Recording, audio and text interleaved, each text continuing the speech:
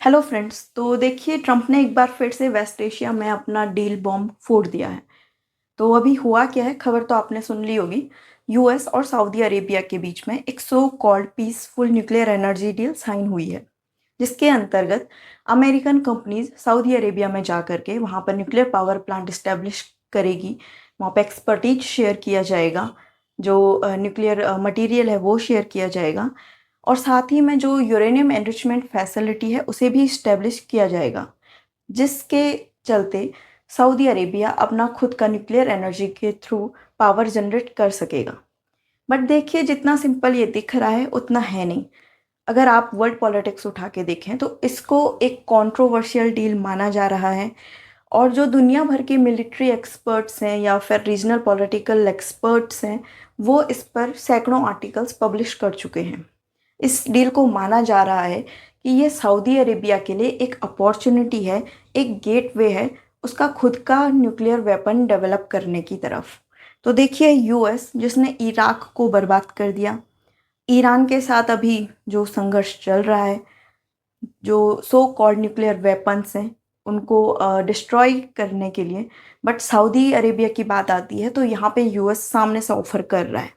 देखिए, हालांकि इस डील की जो डिटेलिंग्स है वो अभी पब्लिक के सामने नहीं आई है, बट यूएस का जो डिपार्टमेंट ऑफ एनर्जी है उसने इसे अनाउंस किया है। और जो न्यूयॉर्क टाइम्स है या फिर जो वॉल स्ट्रीट जर्नल्स है, तो उनके हवाले से भी कुछ बातें सामने आ रही हैं। इसमें जो सबसे कंट्रोवर्शियल एग्रीमेंट है उसको माना जा रहा है बायलेटरल सेफगार्ड एग्रीमेंट। तो देखिए, ऐसा नहीं है कि यूएस ने पहले ये सिविल न्यूक्लियर डील किसी कंट्री के साथ साइन नहीं की गई है। जो 1, 2, 3 एग्रीमेंट है यूएस का, जिसके तहत इंडिया भी इसका एक सिग्नेटरी है। आपको याद होगा कि 2008 में जब इंडिया और यूएस के बीच में सिविल न्यूक्लियर डील हुई थी, और उसी टाइम पे 2009 में यूएई के साथ भी सिविल न्यूक्लियर डील साइन हुई थी, जहाँ पे न्यूक्लियर पावर प्लांट और वही टेक्नोलॉजी ट्रांसफ़र किया गया था। बट सऊदी के साथ ये जो इसकी शर्तें हैं वो थोड़ा डिफरेंट है।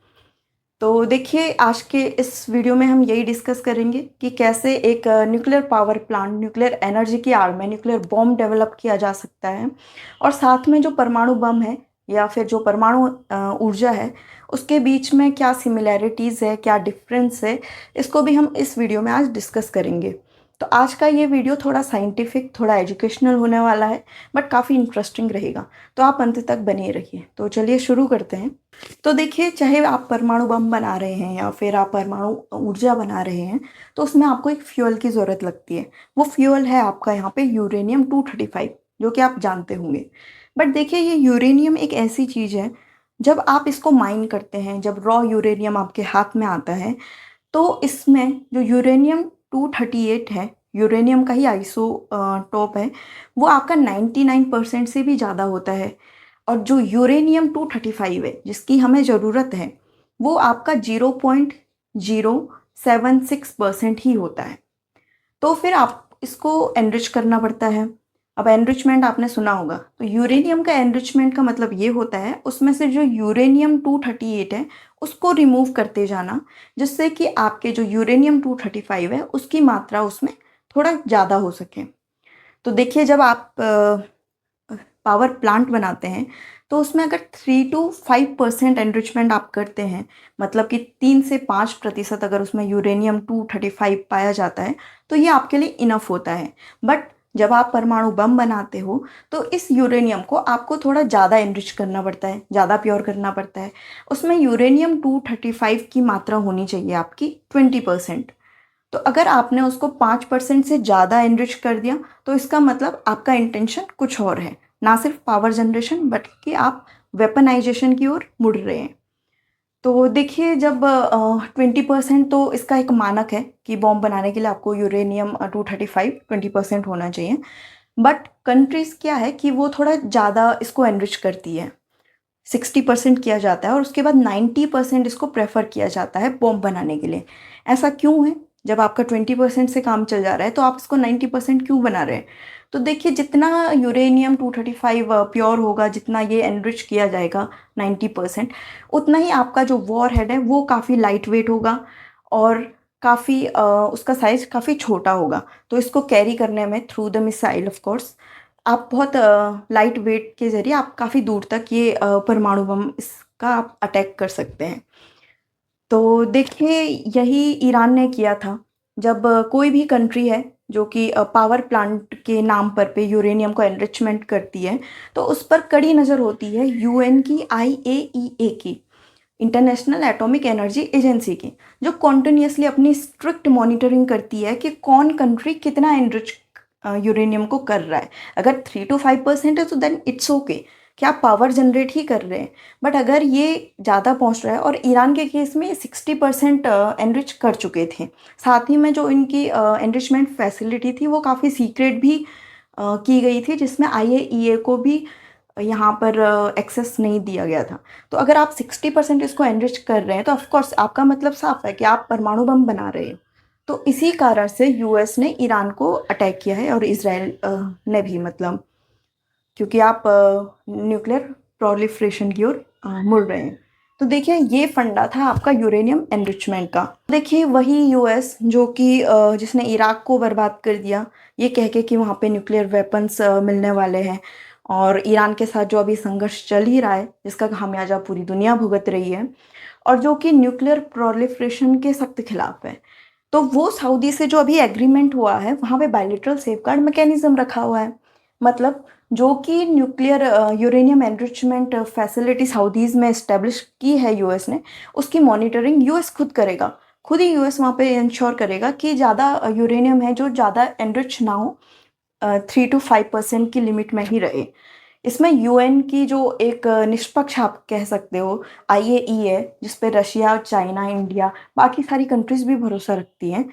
तो आप अ, उसके क्षेत्र से इसको बाहर रख रहे हैं। इसको बस एक बायलैटरल सेफगार्ड मैकेनिज्म के अंतर्गत लाया जा रहा है। जबकि इंडिया और यूएई के केस में ऐसा नहीं है। यूएई में एनरिचमेंट फैसिलिटी नहीं है। यूएई का जो न्यूक्लियर पावर प्लांट है उसमें जो कि फ्यूल की ज़रूरत पड़ती है उसको बाहर से इंपोर्ट किया जाता है।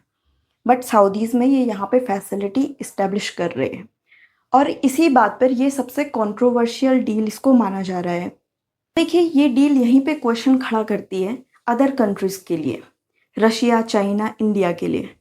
आप अगर यही काम रशिया अगर यूएस के साथ करे, आप एक कंट्री का एग्जांपल ले लीजिए, for example the Cuba. Cuba will be the best example.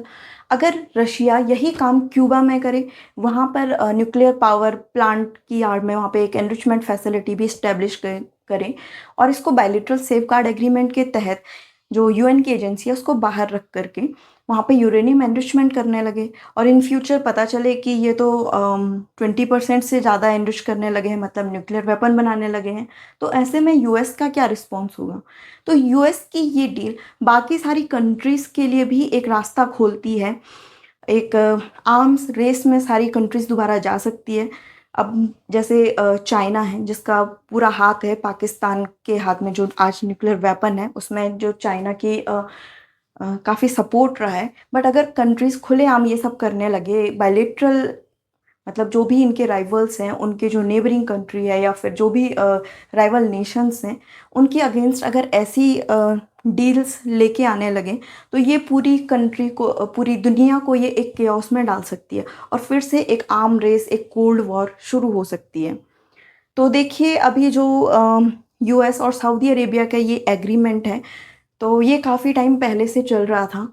ये पिछले डिकेड से आप कह सकते हैं कि इस पे बात चल रही थी, बट कोई भी जो पहले यूएस के प्रेसिडेंट्स थे उनको उन्होंने इसको गो अहेड नहीं दिया था। बट ट्रम्प ने अभी ऐसे क्रिटिकल टाइम पे, जहाँ पे वेस्ट एशिया में पूरा केओस मचा हुआ है, जहाँ पे दो महाशक्ति, जिन जो कि एक इजराइल है जिसके पास की न्यूक्लियर वेपन ऑलरेडी है, और ईरान जो कि न्यूक्लियर वेपन प्राप्त करने की जद्दोजहद में लगा है। तो ऐसे टाइम पर यूएस के सऊदी अरेबिया के हाथ में ऐसी अपॉर्चुनिटी देना, ये एक बहुत बड़े खतरे की घंटी है। देखिए यूएस का सऊदी अरेबिया का इस पर क्या टेक है? तो देखिए सऊदी अरेबिया को 2018 में जब ये मोहम्मद बिन सलमान है, तो सीएनएन के साथ इसका एक इंटरव्यू हो रहा था। तो वहाँ पे इनसे पूछा गया था कि क्या आप न्यूक्लियर वेपन अटेन करना चाहते हैं?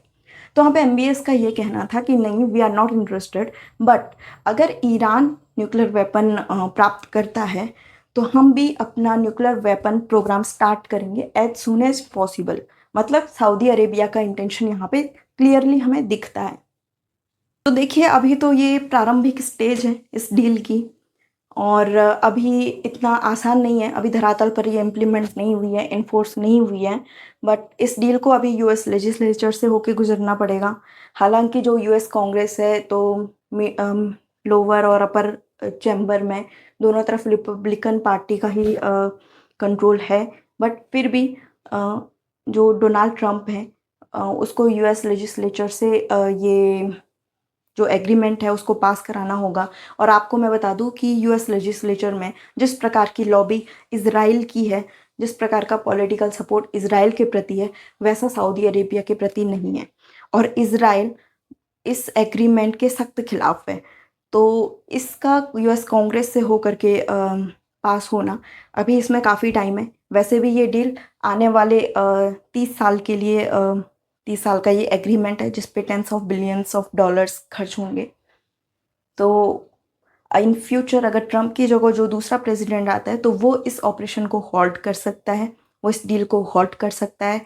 तो अभी तो यही होप करते हैं कि यूएस ऐसा ना करे, इस रीजन में ऐसा ना करे, क्योंकि ये पूरी कंट्रीज़ के प्रति, पूरी ग्लोब में एक केओस उत्पन्न कर लेगा और फिर से हमें वो कोल्ड वॉर देखने को मिल सकती है। तो जी ये था आज का एनालिसिस। Thanks for watching.